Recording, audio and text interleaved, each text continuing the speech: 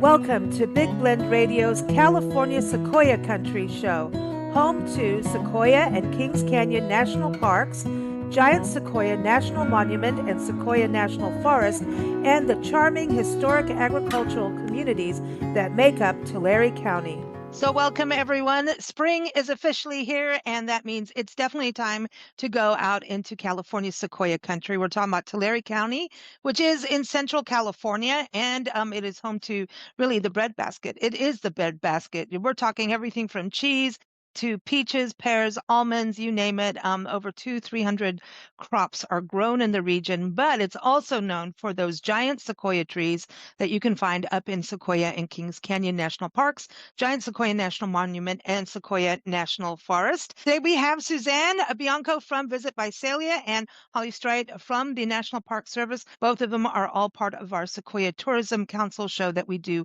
every first Thursday. Happy April, happy spring, ladies. This is going to be fun to talk about. Wildflowers are 100% out now, right? This is flower power time. Yeah. It is definitely flower power time.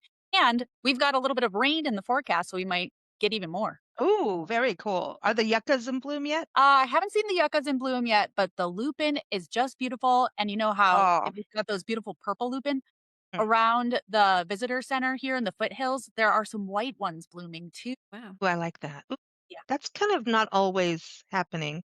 They have like the white and there's like just a little bit of purple kind of at the base. So it's a really beautiful flower. And we also have the oranges are blossoming. Orange trees are blossoming. So the very fragrant orange blossoms, that's a really beautiful time of year to smell those as you're driving into the parks. You go through a huge citrus belt and it's spectacular. The citrus belt goes like from Porterville up through Exeter, and Visalia gets part of that too. Lemon Cove? It is Lemon Cove? Yeah. Okay. Citrusy belt. Yeah. So, if people take just, a road, get off the highway and follow along the highway through I'm going to call it a country road, they can drive through those groves and just really have such a wonderful experience. And all the vineyards, well, not the grapevines, I should say, are coming out, right? Because you're not making wine with those grapes out there. So like Dinuba and that area is all getting their grapes or their little leaves on their vines, grapevines. Leaves and little tiny grapes that are just starting. Yeah. Babies.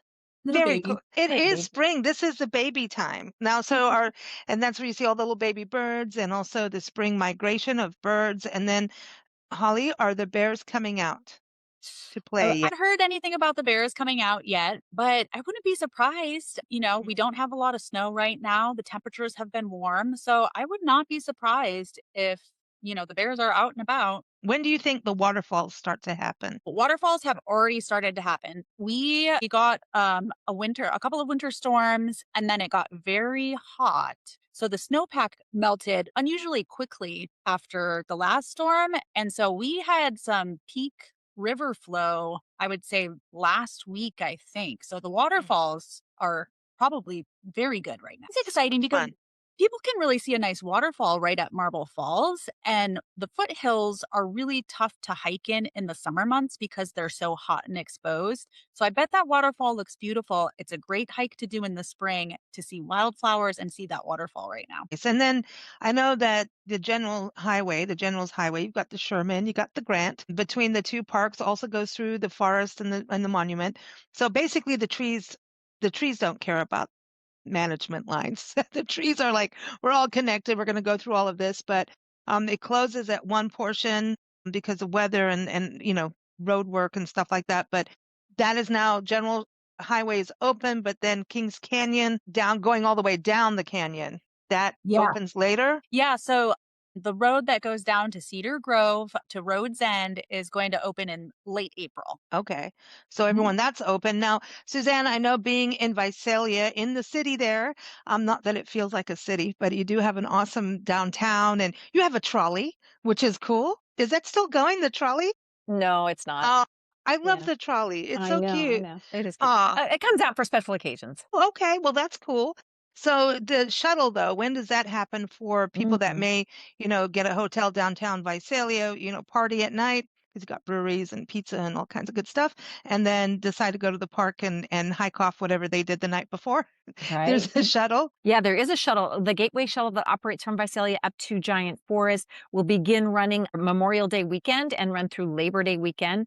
So the reservation system is currently open, so they can start making their plans now, get their seat on the shuttle bus. It will pick up at throughout Visalia near the hotels. So they just have to pick the station that's the stop that's next to their hotel. It could be in their actual hotel or just the kind of clusters together with all within walking distance. So they should be able to walk from their hotel to the pickup point and head on up to the park. So it's a great way to not have to worry about it. You can just watch the scenery go by and once you're in the park, they can take the in-park shuttle that operates about the same time frame. So that's a free in-park shuttle that they can get step on, step off, go to all the hot top sites. End of the day, they get back on their localized shuttle that comes back to Visalia, and Ah, it's a really terrific way to get around. April is, we've got Earth Day, Arbor Day. So number one, if you want to go see like the giant sequoias, that's a good thing for Arbor Day, right? But Earth Day makes us, really remind ourselves, like, what are we doing as travelers and in the environment? So, Holly, these shuttle buses, not only are they a great convenience for everyone, and you get to see out the window, you don't have to drive up the hill, basically, which is great. Does this help our footprint in the parks, having these kind of Oh, shuttle buses and absolutely. Yeah. When you're getting on a shuttle bus, you're basically helping the environment by reducing your carbon footprint Mhm. because you're all ride sharing together. And we have very limited parking in the park. So when it gets very full, people are parking in places that are kind of, I wouldn't say damaging the resources, but it's not really where cars should be parking. So you're just also, if you're on that shuttle, we don't have to worry about more cars trying to fit in a space that we don't really have the availability for. So there's a lot of good reasons to ride that shuttle. And, some people, if you haven't been to the park before, the General's Highway is a really winding road. And there are some, a lot of 10-mile-an-hour curves that you really have to take slowly and watch for other vehicles coming around blind curves. And so it's even just not only is it great for the environment, but it helps you enjoy the park scenery and relax a little bit more. Yeah, And you don't want to waste your day driving around looking for a parking spot.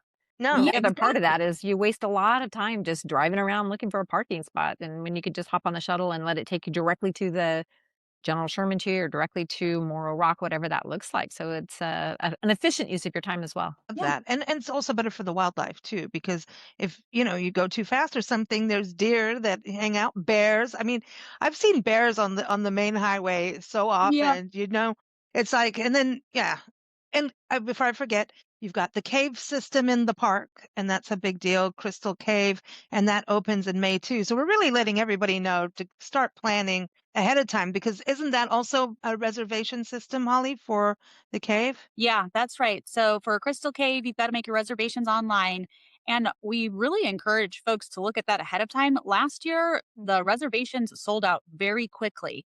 And so you can't get them at the cave. You've got to get that set up ahead of time and just plan a bit ahead so you can make sure you get the time slot you'd like and make sure there's some available. Okay. And all the visitor centers are open for spring, or do we have some that Um, open later? Yeah, so the only 2 visitor centers that aren't currently open, Cedar Grove, because it's not open yet, and then Lodgepole Visitor Center opens a little bit later too. So they open in the end of May. Right now, people can visit the Kings Canyon Visitor Center, which is in Grant Grove, the Foothills Visitor Center, right near the entrance of Sequoia National Park, and the Giant Forest Museum serves as a visitor center Mhm. when the Lodgepole Visitor Center isn't open. So those are great places. They're adjusting their hours, or they've adjusted their hours for spring, so they're actually open from 9 a.m. to 4:30 p.m. and people can always find that on the website. Cool. Now, everyone, yeah, it's mps.gov/SEKI. Also, visit Visalia.com to learn more about Visalia, but for the entire region, because we're talking Tulare County, this is an entire county with lots of communities, a lot of them agricultural, art, full of art, like Three Rivers. When you go up into Sequoia National Park, you go through Three Rivers. You've got Exeter, you've got Tulare, Dinuba, Woodlake, Lindsay, Springville, Porterville. Am I getting there? Hanford? Is Hanford part of this too? No, but they're on the line. They're over there. Okay, but you could go visit them, right?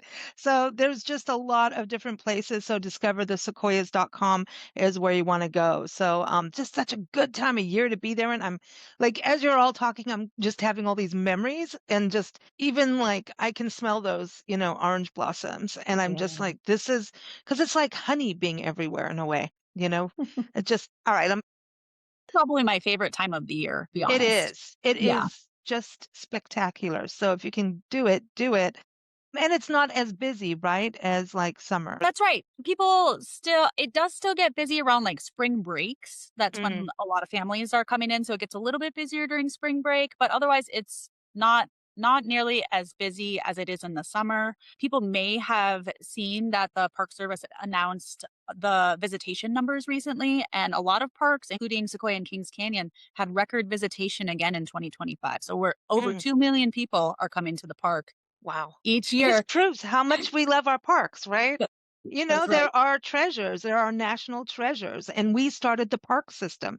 Our country did that, and I always keep going back to that because I grew up in Africa going to all these wildlife, I lived out in a park. I was raised in one, for a while, and I had no idea. Like I always thought Africa and national parks until I grew up a little bit, came over here. I did not know we started it. And when we talk about arts, I mean your whole region is full of arts, but it's artists help to create the Park Service.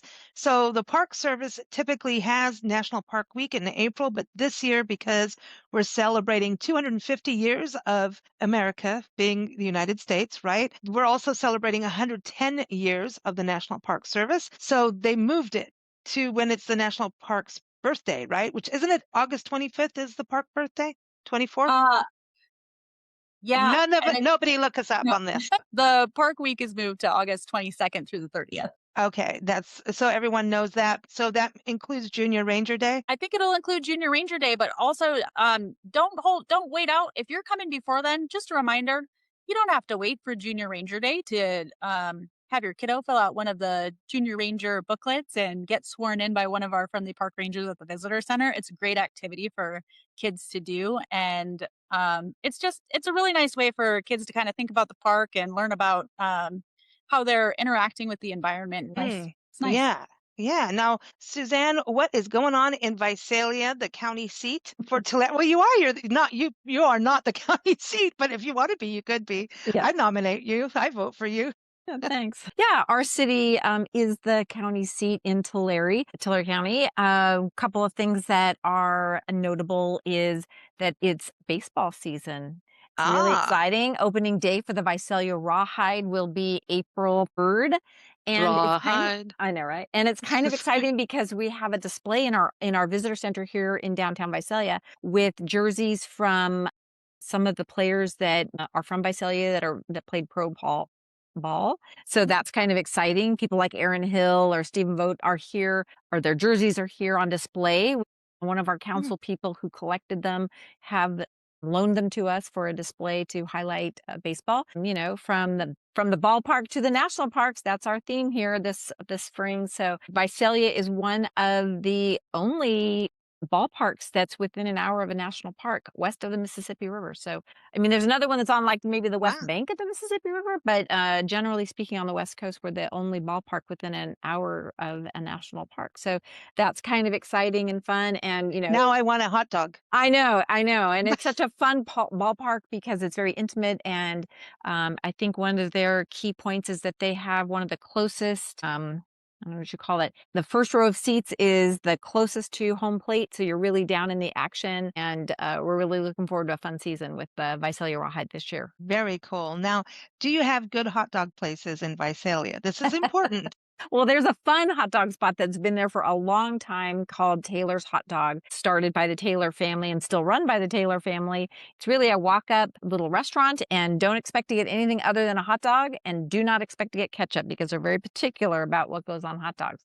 So it's a fun little spot to get a hot dog, some chips and a soda, and just kind of slow down and feels a little bit retro, maybe a little. I kind of felt like, is this like the soup Nazi from Seinfeld, the TV show? Remember that? No soup for you. So if you bring ketchup, they're going to go, no hot dog for you. Yeah. So, yeah, it's really fun. And the high schools will have their, when they have the big rivalry week, they'll hang out there and have a hot dog eating contest and the bands play. And it's a lot of fun. It's a great little spot with their little neon. I personally like the neon sign that's on the top of it with the little dog that has his tail wag in the Cute. Yeah, it's really fun. Well, you talk about the bands playing. So like Porterville is really like famous for their high school band. So I encourage people to go to the Centennial Plaza and see that really big mural of it. In fact, this Sunday on Big Blend Radio, you will hear some history of Porterville's marching bands.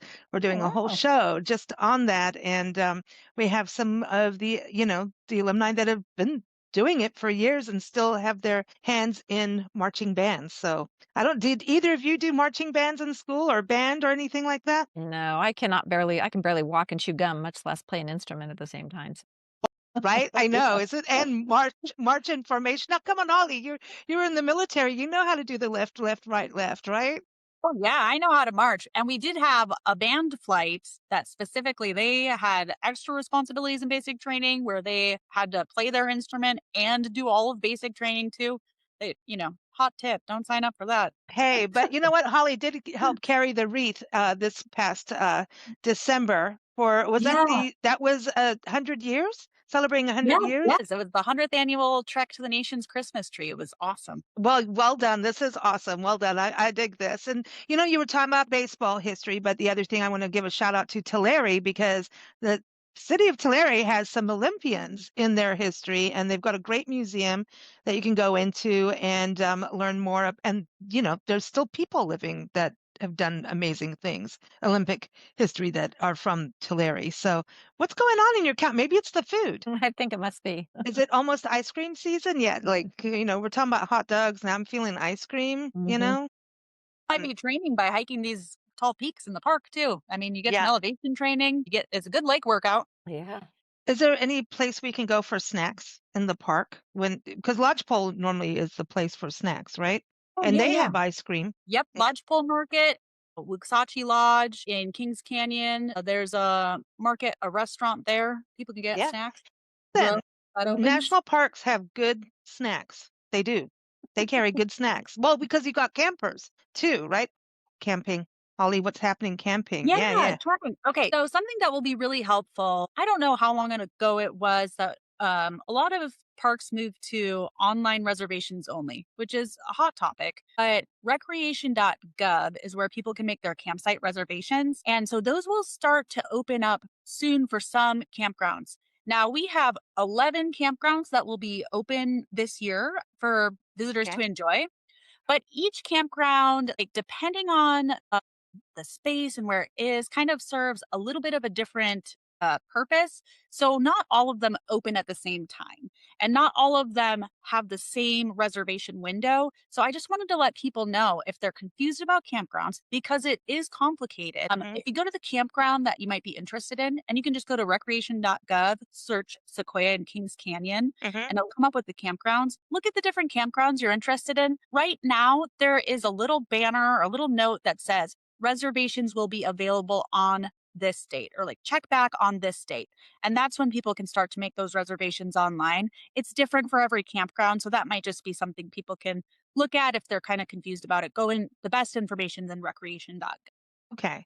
That's important. Yeah. And don't think you can just show up. I've done the thing where I thought we could just drive up to a park, and some parks are closed. They have the gate down.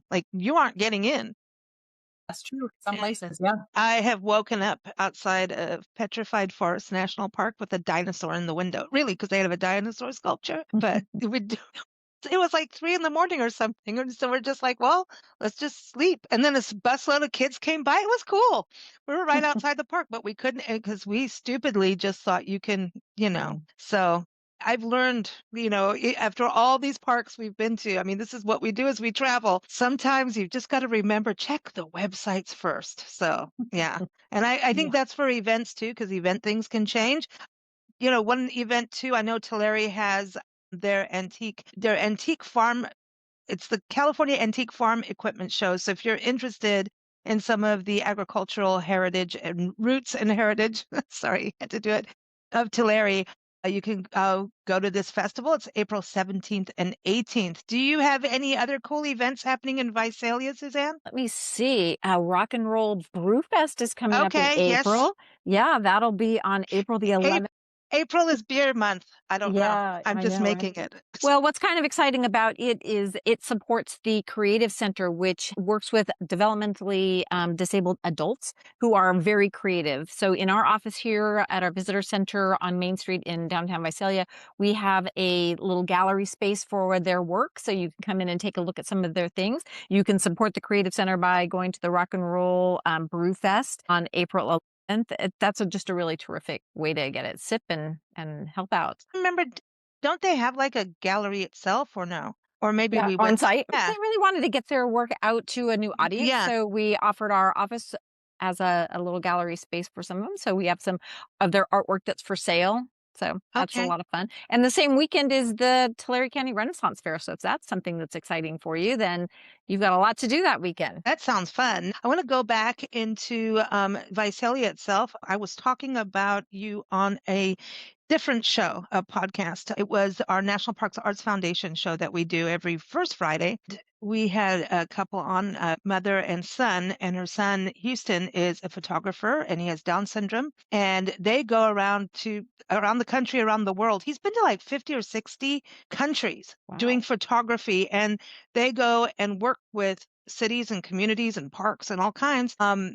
Way photographs, but then looking at how parks can be more accessible for those who are disabled in all kinds of ways. And I was trying to explain Visalia and how cool you are as, is it for mostly for those who are dealing with autism that you're like a welcoming community? Can you explain that a little bit? We need to do a whole show on this one day, I think, because I think it's Yeah. so cool and so necessary. Yeah, we're a certified autism destination.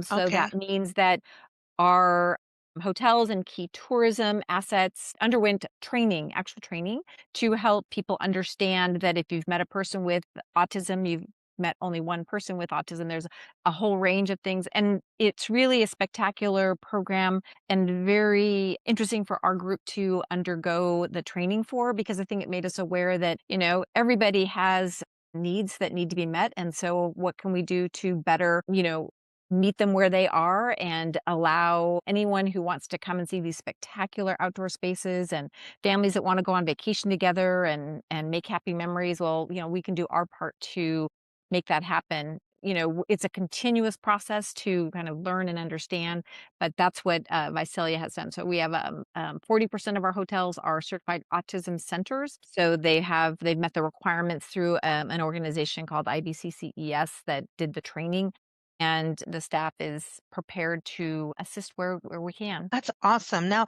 that's the other thing, Holly. I love what Houston was doing. He got to see the volcano and film the volcano erupting while he was in Hawaii for his artist residency. So through the National Parks and Arts Foundation. And it was so Mm. cool. I mean, for him to be able to experience that. But part of why they apply too is to let people know that if you have a disability, parks and our national parks are accessible, right? I think it's kind of part of if you're going to open a park, you need to be accessible for all. And like his mom was saying, it's not just, if someone's disabled in some way, whether it's physical or whatever, because there's a lot of people with invisible, situations. Having autism is pretty much like that. And she was saying, well, I'm sorry, but when, I'm a mom of three kids, I need to push a stroller. I need it to be accessible. I'm part of that too. So we were talking about sequoias and round meadow and all of that. So that's kind of the truth, right? For the park service that there's definitely place, even parking, special parking, right? Yeah, and I can't speak to other parks. This is my one and only park. And we want you to stay. Yeah, and I say that not in a weird way, but a lot of park rangers travel to different parks. Yeah. A part of the culture is to go and work at different parks. I didn't join the park service until I was a little bit older, and this was it for me. I love the sequoias so much, but we have some really great areas that are accessible, like Round Meadow, and we've got the Big Trees parking lot that is specifically an ADA parking lot. So that's right there We have a ADA parking lot for the General Sherman tree, and that trail is paved. So it involves like paved trails, closer access, things like that. And then up in Grant Grove, the trail to the Grant tree is paved, but it has a little bit steeper of an incline. And some of our picnic areas, for example, have picnic tables that are there for people who Oh, have wheelchairs. The shuttle can accommodate wheelchairs. There's just a lot of things that are kind of built in to be mindful about that. And if people need any assistance, and of course, our park rangers are so wonderful. People can go to the visitor center at any time and just express their needs, and we'll see if we can help guide them in the right direction, accommodate that. And we do have an accessibility page on our website as well. And you oh, also have some great videos that like show people with certain disabilities enjoying the parks, even in the Yeah. campgrounds and so all sorts of things. So it's a really great way before they come to be able to review what some of those things look like. And you have your Yeah. accessibility guide. So, making strides. the other Yeah. thing too, I know we've touched on this a year or two ago, but it's something that what I'm wanting to work on is to when we go into parks and we document, photo maps, all that kind of stuff, but to do the sound so that if someone is blind, they can experience the parks. And even if they can't get there, you can hear them. Because sometimes I think they get left out of the conversations, that, hey, they will stand up for our parks too if we need to. They want to have that experience and sound it. And honestly, I started in all kinds of parks doing it. It's actually very difficult to find quiet places. And our national parks are one of those few places to find that pure sound. So I've been realizing that we have a lot of sound pollution across the country, but our national parks really try. And I think I think we linked it a long time ago, like a sound, like where Oh, people yeah. can The hear. soundscape. Yeah, soundscapes. So like Yeah. if you can't go backpacking, you may not want to do that as a blind person. I have a good friend who's blind and he's helping me actually do all this. And he's like if he's not going to go to the top of Morro Rock, but what he can hear is from those soundscapes that you have, right? Yes. Yeah. It's a pretty extensive library actually that you can find on our website with the soundscapes. And that's also great for birding because if you want to know about birds, it's really you have to learn the bird sounds before you see them, right? And that's how you know. So Yeah. very cool. Very cool. So Suzanne, I want to go back to a little bit on the parks because you have an event of the Mineral King Preservation Society. Isn't this going to be more about the cultural side with the basket weaving? Yes, exactly. So there's some really great Native American culture that is affiliated with the area around the parks. And Jennifer Malone is one of the members of the Wakchumni tribe. She'll be hosting a training, I guess, she'll teach people how to do pine needle basket weaving. It's sponsored by the Mineral King Preservation Society. Another part of Sequoia National Park that not many people go to is Mineral King, and that can be a whole nother show with Disney and Mineral King and all that sort of stuff. So Jennifer will be teaching basket weaving. That is on when is that? April April 4th. 4th. Yeah. So that should be very interesting. The museum up in Three Rivers has a fantastic display, Native Voices, and at Hospital Rock in Sequoia, they do have those educational displays and an audio portion there too that you can push the button and hear some of the current members of their community speaking and talking Oh, about wow. their community. Yeah.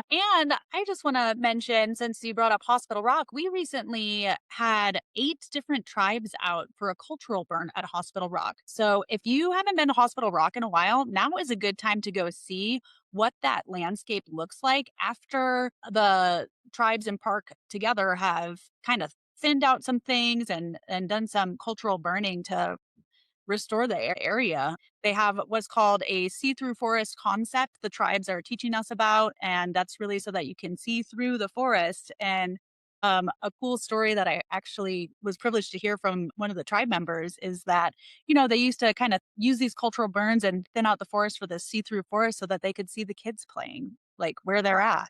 And it's just, I don't know, it just sets such a nice, feeling. And then, just the access to walk through the trees and be among nature. I think it's very cool. And it also serves other purposes, not just, so you can see the kids, and for cultural reasons, they also use it to improve their resources. So like the red bud, they tend to the red bud so that they can use that for their baskets that they make. And there's there's ways to do it so that things grow straighter, or, it's more amenable to the things that they make and use in their daily lives. Wow. And it's prevention for fires too, And right? it's prevention. Yeah, it's also Mhm. safety. Yeah, there's so many benefits to the cultural burn. So I thought that was a very cool thing to experience and learn a little bit about. And I've got much more to learn, but I think that's cool that Yeah. we were able to do that at Hospital Rock recently. It also helps in getting like the native plants back. It's part of that. It's just it's fascinating. And the other thing, Three Rivers has a cute little museum there with the Paul Bunyan statue. That's what the That Native Voices one is. That's where okay, the Native Voices exhibit that they have is there. It opened up probably more than a few years ago, but a few years ago. And also Mooney Grove. If you really are interested in exploring more of that Native American culture, head to Mooney Grove. They have one of the largest Native American basket collections on display in California. So a lot to see there and learn a little bit more about that's the awesome. artistry of basket weaving. And yeah, really interesting. It is Good. cool. I mean, to understand how the people and the land are connected, that's a really good thing. I wanted to just say, okay, National Park Service anniversary or birthday is August 25th. So it's my birth month too, by the way.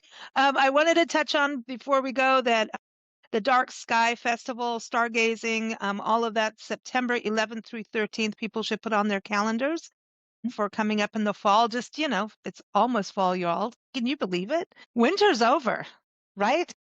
Easy. We We'll want see. I don't know. I'm not saying winter's over quite yet. It's still, it's not been unheard of for a surprise storm in the Sierras after we think winter has passed. Stargazing. So Dark Sky Festival is in September, but starting now, people can experience stargazing events with the Sequoia Parks Conservancy at Cahuilla Lake. So they have 3 nights a week, I believe it is. People can sign up for a guided stargazing. They head out to Cahuilla Lake, and the naturalists, is that what they're called? Yeah, I think they're astronomers. astronomers. Yeah, will help guide people through looking at the stars. So that's a really That's cool. fantastic, yeah, and it's a great way to lead up to the Dark Sky Festival, which is, if you haven't been, it's just really a spectacular weekend event with so many brilliant people that are on site with doing talks and telescopes set up throughout the park. It's a really wonderful event, so keep that in mind. That's the best way to learn about it because I remember in school going, I don't know what you're all talking about, but I do know the world is round. Everyone, again, always go to the websites before you travel and when you're getting there as well. So discoverthesequoias.com is like your hub for everything Tulare County, the different communities, the parks. Also go to visit Visalia.com and nps.gov/SEKI. Thank you so much for joining us and happy spring. Thank you. Thank you for joining us here on Big Blend Radio's California Sequoia Country show. New episodes air every first Thursday at 4 p.m. Pacific Time. You can keep up with the show at bigblendradio.com, but also plan your Tulare County escape. Go to discoverthesequoias.com.